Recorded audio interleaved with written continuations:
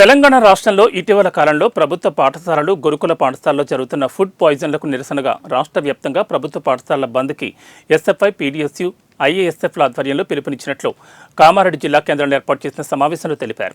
ఈ సందర్భంగా ఎస్ఎఫ్ఐ జిల్లా అధ్యక్షులు ముదాం అరుణ్, పీడీఎస్యు జిల్లా అధ్యక్షులు సురేష్, ఏఐఎస్ఎఫ్ జిల్లా నాయకులు శివలు మాట్లాడుతూ తెలంగాణ రాష్ట్రంలో పేద మధ్యతరగతి విద్యార్థులకు ప్రభుత్వ పాఠశాలల్లో, గురుకుల పాఠశాలలో మధ్యాహ్న భోజనం అందించడంలో తీవ్ర నిర్లక్ష్యం వహిస్తున్నారని, నాణ్యత లేని భోజనం అందించడం వల్ల ఫుడ్ పాయిజన్లు జరిగి విద్యార్థులు అనేక రకాలుగా అవస్థలకు గురవుతున్నారని, దీనికి ప్రభుత్వమే పూర్తి బాధ్యత వహించాలని డిమాండ్ చేశారు.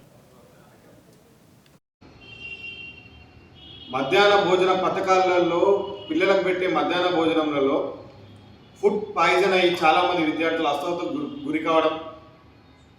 గురి కాకపోవడం కాకుండా కొమరంభీం జిల్లాలో ఒక అమ్మాయి కూడా చనిపోవడం అనేది జరిగింది. ఇవాళ పేద మధ్యతరగతి విద్యార్థులందరూ కూడా ప్రభుత్వ పాఠశాలలో చదువుకుంటారు. అట్లాంటి విద్యార్థుల ప్రాణాలతోటి వాళ్ళ తెలంగాణ రాష్ట్ర ప్రభుత్వం చెలగాటం ఆడుతున్నట్టు అనిపిస్తూ ఉంది.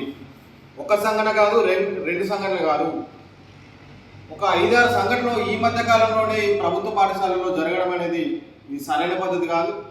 ఇవాళ విద్యార్థులకు పౌష్టికాహారం అందించాల్సిన బాధ్యత తెలంగాణ రాష్ట్ర ప్రభుత్వం మీద ఉన్నది. కానీ వాళ్ళని ఇవాళ పూర్తిగా మధ్యాహ్న భోజన పథకానికి సంబంధించి పూర్తిగా నిర్లక్ష్యం చేస్తూ ఉన్నారు.